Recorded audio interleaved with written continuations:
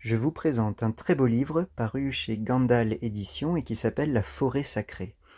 Il a été écrit par Nicolas Condé, illustré par Irina Condé, et les illustrations de ce livre ont d'ailleurs été récompensées du deuxième prix Hervé Gigot pour l'illustration du livre Jeunesse en Afrique. La forêt sacrée, c'est donc l'histoire de Koné, 11 ans, qui va devoir suivre un rite initiatique pour devenir homme. Seul le doyen de son village est parvenu à réussir cet immense défi, à savoir aller dans la forêt sacrée et en ramener un familier. Alors un familier, c'est un animal lui-même sacré, aux formes étranges et au pouvoir certain. Et dans le livre, les familiers ont des noms bâtis comme des mots valises. Donc on a le serpenvier pour le serpent et l'épervier, on a le ibègle qui est entre le hibou et l'aigle, etc., etc. Oui, mais voilà, cette forêt sacrée est très intimidante. Des rumeurs terribles circulent sur son compte, les bruits qui en émanent effraieraient le plus courageux des guerriers. Koné promet tout de même à ses parents qu'il ramènera un familier de cette forêt. C'est qu'il veut les rendre fiers et devenir un chef respecté et respectable. Alors je vous conseille vraiment ce livre, qui est à la fois palpitant et très riche d'enseignements. Et peut-être, grâce à votre lecture, parviendrez-vous à comprendre ces deux phrases. Le courage dans la peur tu dois trouver, et la récompense du travail doit découler. C'est un livre important, à mon sens, qui montre que l'initiation est intéressante. Quitter la famille, être confronté à un moment inconnu, donc inquiétant, surpasser des épreuves, et puis finalement grandir et devenir adulte.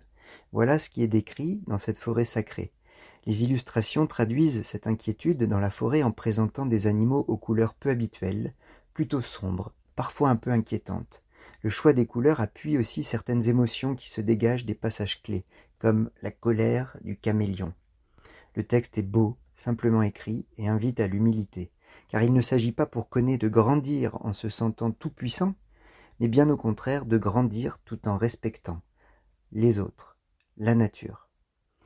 Alors de nombreuses questions philosophiques sont posées à travers cette œuvre, et notamment, qu'est-ce qu'un chef? Qu'est-ce qui permettrait de dire qu'un chef est bon ou pas?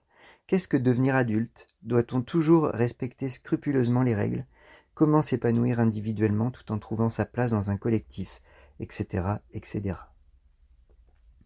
Donc j'ai conçu un dossier pédagogique pour le cycle 3 afin d'étudier cette œuvre à l'école. Les activités proposées permettront de travailler la chronologie de l'histoire, ainsi que l'étude lexicale des mots valises. Les élèves seront également invités à produire une affiche de campagne, on pourrait dire, destinée à convaincre les autres, parce qu'ils voudraient devenir chefs, et ce, après avoir observé diverses affiches et s'être familiarisés avec la nature d'un slogan, par exemple, ou d'un argumentaire. Un débat à visée philosophique viendra ponctuer la séquence, ainsi qu'une évaluation. J'ai également conçu un jeu, hybride, on pourrait dire, entre le jeu de plateau et le jeu de cartes. Il s'agit en fait d'aller à la rencontre des familiers, comme Koné le fait, et de relever des petits défis afin d'obtenir leur permission de passer, on pourrait dire. Donc par exemple, faire deviner un animal en mimant, relever des défis physiques comme rester 1 minute en équilibre sur un pied, et bien d'autres petits défis. Je vous souhaite une bonne lecture et un très bon jeu.